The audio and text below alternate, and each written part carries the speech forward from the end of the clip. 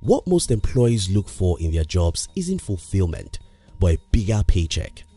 Somehow, these people believe that if they can have some raise, their life will be better. What I think people should look for isn't a raise, but resignation. The biggest mistake you can make as an employee is to wish for a raise in a job you don't like. Let me explain this. You have a single, short life to live, and to live that life very well, you need two non-negotiable things: money and fulfillment. You don't only have to get paid well for your job shouldn't be a job in the first place. Playing for a living.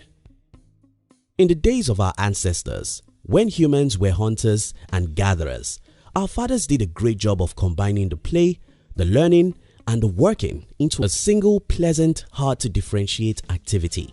In their time, you learn by playing and you work by play. In the real sense of it, they had no job. You shouldn't have a job too.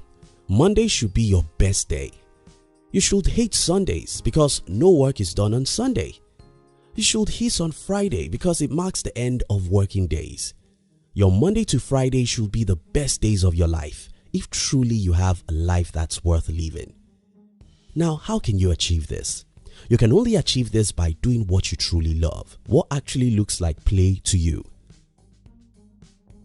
Life without hobbies. At the time of making this video, I'm in my mid-30s and I've lived almost all my adult life without any significant hobby. Not much play gives me joy like work. The only thing that makes me high is doing what I'm doing.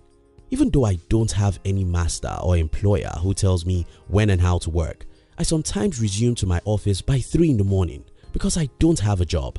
I'm simply playing for a living. The biggest mistake you can make as an employee is to wish for a bigger paycheck in a job you don't like.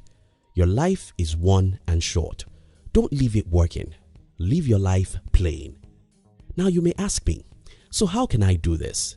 How can I play for a living? Knowing who you are. Socrates said, "Know thyself." The very first thing you ought to do when you become an adult is to know who you are. Who are you? What are your strengths and weaknesses? What do you have which others don't? What do you lack which others have? Your life is like a machine. Anyone who wishes to operate a machine must first know what the machine is. You have to know who you are if you truly want to live a meaningful life. Resurrect yourself. After knowing who you are, then you need to resurrect yourself. You see, most of us are dead to the crowd. Right from the childhood, everyone around us has been influencing the way we think, what is right and what the society thinks is the best jobs. These best jobs are often judged by how much they pay you. In my country, everyone agrees that working for a bank is a great job, and every parent prays and influences their children to work in a bank, as a doctor, a lawyer, or even as an engineer.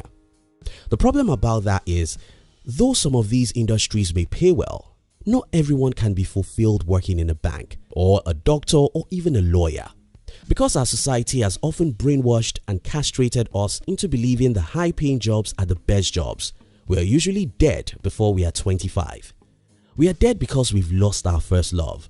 We are dead because we've lost our originality. We are dead because we've allowed everyone to tell us what is good for us. The way to live is the way of resurrection, and that means you must start thinking for yourself. You have to start looking inwards to discover what it is you actually love to do with your life. After you've discovered this, half of the battle is won. Then decide to think by yourself. Decide to pursue a career you truly love, not what your parents or society wants you to pursue. Look back at your childhood.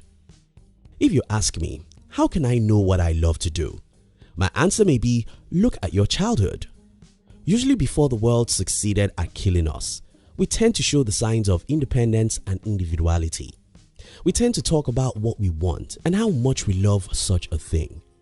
Those years are usually our teenage years before we fully entered the callous world. What you loved and dreamed of doing as a teen may be the answer to your true passion. In my own case, as a boy of 14, I would leave my parents' home on the weekend, sit in a lonely place and start writing. It was my food. I love joining words together. Writing was never work for me. Today, I make more money from my writing skill than from any other thing. So, look back at your life and see what you love doing as a teen. Maybe that's what you ought to be doing now. The head that wears the crown. Now, after you've discovered what exactly you love to do with your life, do not make another mistake by thinking that it ought to be easy. In fact, what the world wants you to do is going to be much easier for you to do than what you want to do, because the world has spent many decades perfecting the system for what it wants you to do. Let me give you some examples here. My parents wanted me to have all the degrees most people have. They then wanted me to work as an accountant. That's pretty straightforward, right? Being an accountant already has a tested route.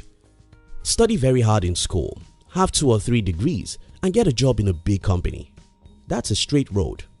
All you have to do is to follow the road judiciously. But that wasn't what I wanted to do. Instead, I wanted to be an entrepreneur and a writer. How do you become a successful entrepreneur? How do you become a writer? Nobody knows, because there is no predictable path into those two worlds. You can do all you know how to do and still fail as an entrepreneur. Nobody promises you that you'll get finance for your business. Nobody promises you that the market will accept your products. Nobody promises you that your books will be popular. Nobody promises you anything, so you have to figure them out one after the other. It was a tough journey. It took me 8 years of hard hustle before I had my first breakthrough. So, don't ever think that following your dreams will be easy. One thing I can guarantee you is that after you achieve your dream, you'll no longer live in the realm of men. You'll be in heaven. It's heaven because you'll be the happiest person on earth. You'll wake up to play while everyone else wakes up to work. Here are my final words. As an employee, if you're among the 85% who hate their jobs, don't deceive yourself by thinking that a bigger paycheck will solve your problem. For you to have money and fulfillment together, you have to figure out who you are and what exactly you want out of life. After figuring out these things, you must be willing to pay the price to get from where you are to where you want to be. You may start your side hustle while you have the job you hate. This may take time before you see any significant result, but if you stay stubborn, you'll win big.